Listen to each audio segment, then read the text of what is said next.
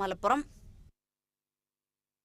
കരുവന്നൂർ ബാങ്കിന് മുന്നിൽ മേൽവസ്ത്രമൂരി നിക്ഷേപകന്റെ പ്രതിഷേധം.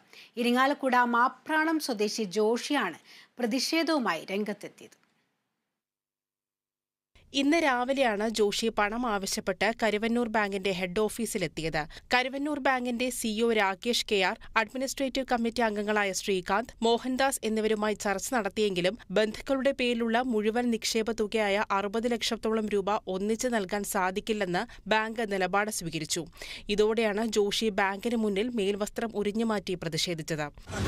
3.5 വർഷമായിട്ടും 13 ലെറ്റർ കൊടുത്തു. 2 മാസം മുൻപ് സ്ഥലം എം.എൽ.എയും വിദ്യാഭ്യാസ മന്ത്രിയായിട്ടുള്ള ബിന്ദുവിന് കൊടുത്തു. 1 മാസം മുൻപ് വാസവ മിനിസ്റ്റർക്ക് അയച്ചു. ഇതിനൊക്കെ മുൻപ് കഴിഞ്ഞ ജനുവരി 30-ന് ജീവിക്കാൻ നിവൃത്തിയില്ലാണ്ട് എൻ്റെ വീട്ടിലെ ഭാഗങ്ങളും വസ്തുഭാഗങ്ങളൊക്കെ പൈസ കൂടെ ഉണ്ടായിരുന്നു. അത് തിരികെ കൊടുക്കാൻ പറ്റാതെ ഞാൻ ചോദിച്ചിട്ട് ദയാവധം ആവശ്യപ്പെട്ടിട്ട് ജനുവരി 28-ന് ഒരു തുക എൻ്റെ പേരിലുള്ള തുകയിൽ നിന്ന് ഒരു ഭാഗം കട്ട് ചെയ്തെടുത്ത് തന്നിട്ട് ബാക്കിയുള്ളത് 3 മാസത്തിനുള്ളിൽ തിരികെ തരാമെന്ന് ഇപ്പോഴത്തെ കരുവന്നൂർ ബാങ്കിൻ്റെ സിഇഒ പറഞ്ഞിട്ട് ജനുവരി 30 തൊട്ട് ഇതുവരെ 3 മാസം ആയിട്ടില്ല.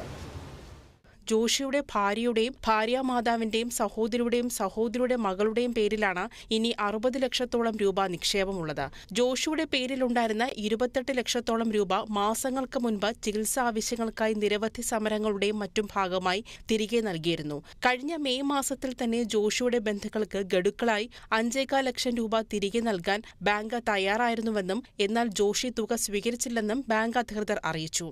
ബാങ്കിന്റെ ഇപ്പോഴത്തെ അവസ്ഥയിൽ മുഴുവൻ തുകയും ഒന്നിച്ചു നൽകാൻ സാധിക്കില്ലെന്നും ബാങ്ക് വിശദീകരിക്കുന്നു. Kerala vision news, Thrissur.